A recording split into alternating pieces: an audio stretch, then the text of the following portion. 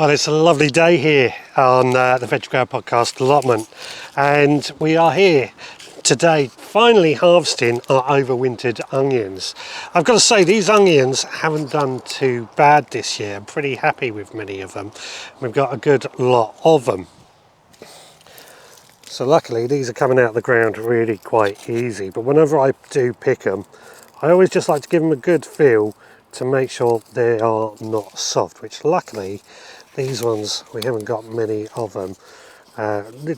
When they are placed in the greenhouse for a week after this, they will dry out a little bit more, just to make sure that they are great for storage.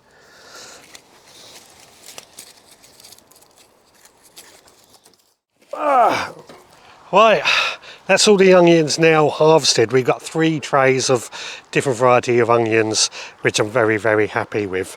I always like to grow red onions because my wife prefers them over the white onions. She blames it on her Indian heritage.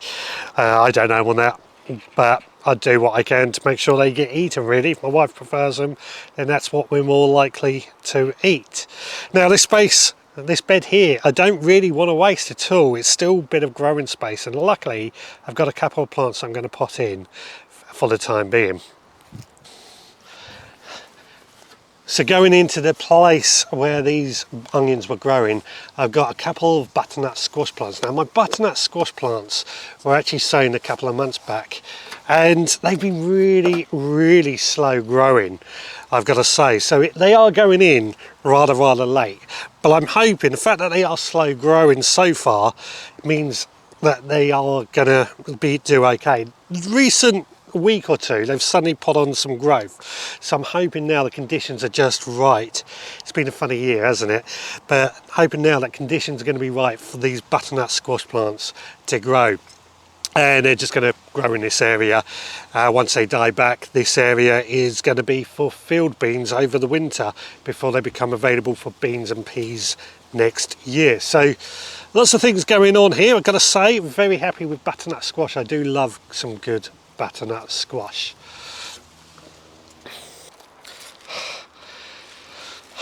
So that's got my onions harvested and the butternut squash in its place. These onions are going to go in the greenhouse for a week just to dry out.